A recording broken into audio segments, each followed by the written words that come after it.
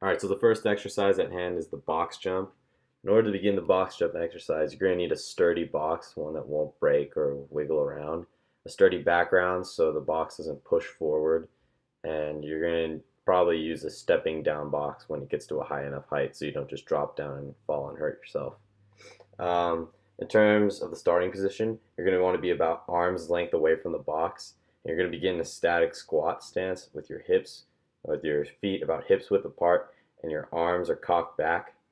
Then you start your counter movement by beginning to semi squat, like quarter squat down to gain your power.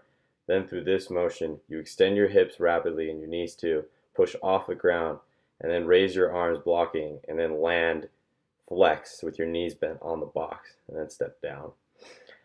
Two common problems with this exercise is that people don't use their arms to aid them to jump on the box, and they don't semi squat at the beginning. They just jump straight. Two ways to progress this exercise is to make the height higher once you've mastered the beginning, and then to start at a different position, laterally facing the box instead of frontward facing. Okay, the next exercise is called the rocket jump. For this, in order for safety reasons, you're going to need a flat, smooth surface, and this exercise develops your explosive power. So you're going to start with your feet about shoulder width apart, and you're going to flex your arms a little bit forward. Then, to begin the starting position, begin the exercise, you flex down to a half squat position, and then the moment you do this half squat, you explode and take off like a rocket, hence the name rocket jump. And then you fully extend your body vertical, arms all the way up and straight. And then as you're coming down, you flex your knees when you land back into that half squat position. This is like crucial, or else you're going to hurt yourself.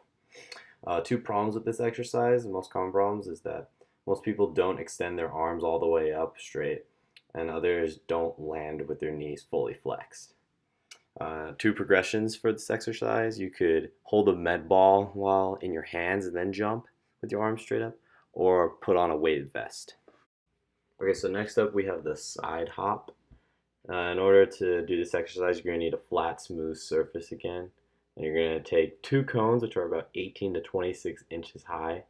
And then this is going to give you explosive power through your legs and your hips. With the cones, you're going to want to set them 2 feet apart and increase the distance progressively with each cone. Your feet are going to start together, and you're going to stand next to the cone laterally, and your toes are going to point straight forward. The cone's going to be either on your right or your left, and you're going to want your arms in a ready stance, in a ready arms up position. Then you're going to jump sideways over the cones without any single hesitation. You're going to swing your arms up through each jump, and this will give you an upward motion and stabilization midair in your body. And then you're going to go back the other direction that you started from. Two common problems with this exercise is that people don't use their arms to swing all the way up, and that some people will hesitate on one of the cones or at the end. This should be non-stop the whole way through. Two progressions with this exercise is that you could add more cones and increase the distance even more between the cones, or you could get taller cones themselves to make the jump harder.